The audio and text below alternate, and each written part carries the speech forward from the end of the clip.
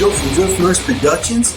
Right now here where I have my amps are at, so that way people can be able to kind of still look at my amps and I can still be able to let everybody know that I actually still record actual guitar. Well, enough of all that. Do me a favor.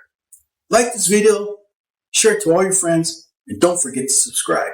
And also hit the notifications bell so you know when the next video drops. So without any further ado, let's get into it.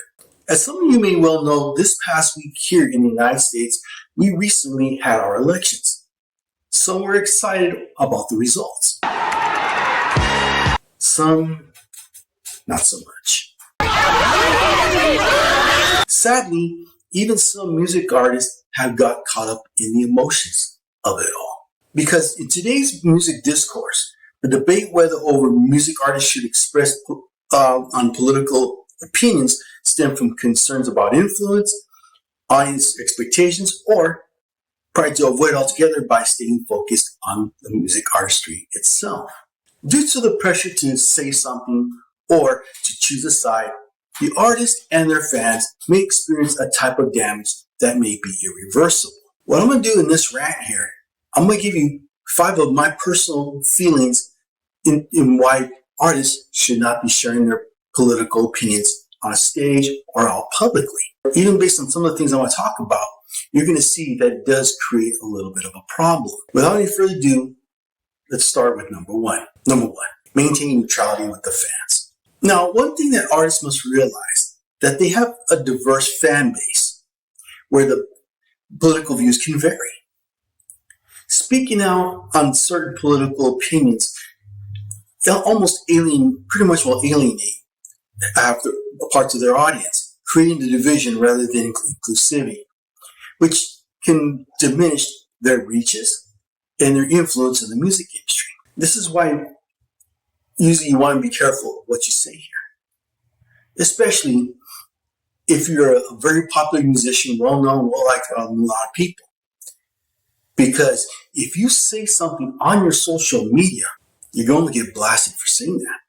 Focus on art, not advocacy. Some may argue that artists should concentrate on their craft rather than be engaged in political discourse, especially in a time where music has become uninteresting, monotonous, and uninspired. If you don't believe me, look at today's music. Now, situations like this are going to create these kinds of problems for the artist. Let's take, for example, my favorite influence, Michael Sweet, of the heavy metal or rock band Striper. I've come to know him personally, and you can tell he's cool. He's an outgoing guy. He loves people, and I believe he's pretty level-headed as far as his life philosophies are concerned. And believe me, this guy can write, and he can create the best music anywhere, hands down. Yet, when he sometimes opines on something, or when he says something that he personally believes, some people may take it wrong, and they're going to take it as gospel, and guess what? He gets hammered over it. As much as the artist may give off a personality where he comes off to be a good guy, this is the stuff you have to anticipate. Perceived lack of expertise. Musicians are generally not political experts. Let's kind of be honest. They're more interested in getting, like I said, they're more interested in getting money, the fame, and indulging in excess.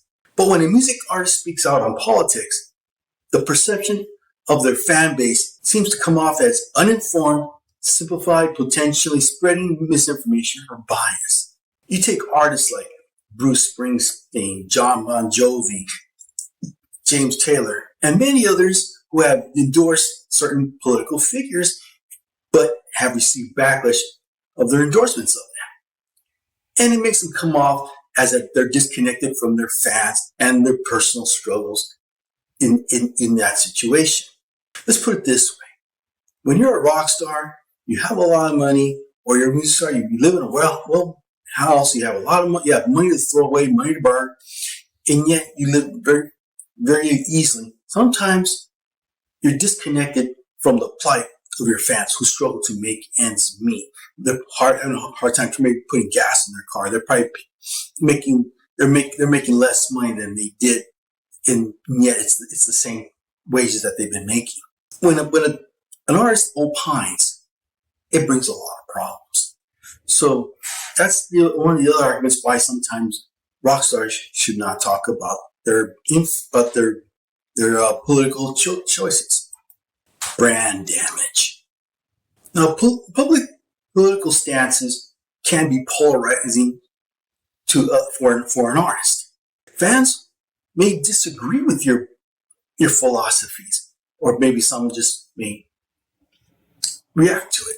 It may turn them off, turn them away. In most cases, harming the artist's brand. It may hurt their record sales, and it may affect them in the long run.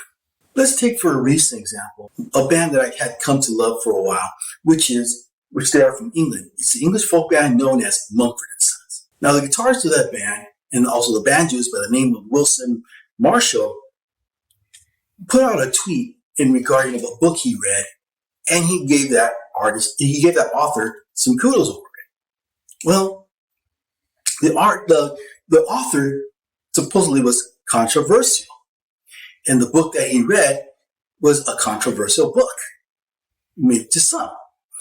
And there was a lot of backlash over Winston Marshall doing that. He tried to apologize, but because the backlash was so bad, he actually quit the band because of that.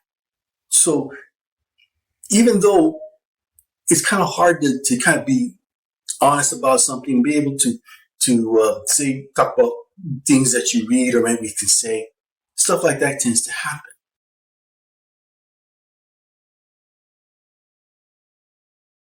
Now, let's take another example. The Eagles in 1980. The band broke up at a political fundraiser. Where did this beef start with?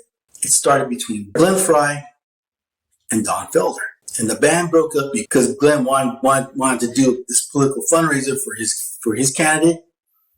Don Felder didn't want nothing to do with it. And because of that, that's where a squabble happened. It happened live on stage, and it also funneled out afterwards where a fight broke out. So this is why it's important to try to do you can kind of get away from that. Even me as an artist myself, I try to avoid getting in those types of conversations. As I mentioned, sometimes when I talk about my band, I do share my faith because I'm a Christian. However, I try to kind of just try to focus not on the non-political issues. Now, if somebody has a political issue about the question and answer, sure, I'll answer them after the stage is done, after my performance is done, and I'll be able to share with them and be able to engage in discussion. But sometimes that's not always easy. Avoiding platform pressure. For me, this is a tough one. The reason is it's the perception of the platform you got as a musician. Music artists may feel compelled to speak on politics. They may feel ongoing pressure to say something, to vocalize an issue. But the problem is the moment they open up their mouth, it can go either way. And sometimes what it does, it creates an overwhelming fear that can lead to criticism. And if they choose not to speak to every issue, guess what? They're going to be pressured to say something anyways. So when it comes to platform pressure, just try your best to stick to the music. But don't do what John Mellencamp has done. He speaks that when he has his concert, he speaks his mind. When people boo at him, guess what? He berates them. And that's the last thing you want to do. So when it comes to that kind of stuff, you want to be very careful. Though some would argue that, these public figures have a large platform. And sometimes they can use their influence to create positive change or give a voice to those in those causes that may be unheard. But then there's the flip side. You can alienate those who feel they're not being heard as well. And unfortunately, it becomes a lose-lose situation. So in closing, as music artists and musicians, we should avoid as much as possible having such conversations. if we feel pressured in needing to opine on something, we should always be ready to answer. Do research, find out what's both sides of the issue before you actually say something, or if you plan to engage, and make sure you try to get the conversation to be a dialogue by putting it back on the antagonist or the person who's posing up that question. Let's see where they stand. Let's see how they feel about that issue. And let's also find out, see if they're willing to be reasonable. Because sometimes there is more things that we agree on that unite us than things that divide us. So let me know what you think. Do you think that, Joe, you're an idiot, what do you know? You haven't been staying up on the issues, or you're kind of oblivious, blah, blah, blah. Or maybe you should think maybe they should have an opinion, or maybe, yes, maybe it's good not to have these types of opinions because it may not end well. So once again, do me a favor, like this video, share it to all your friends, and don't forget to subscribe. So until next time,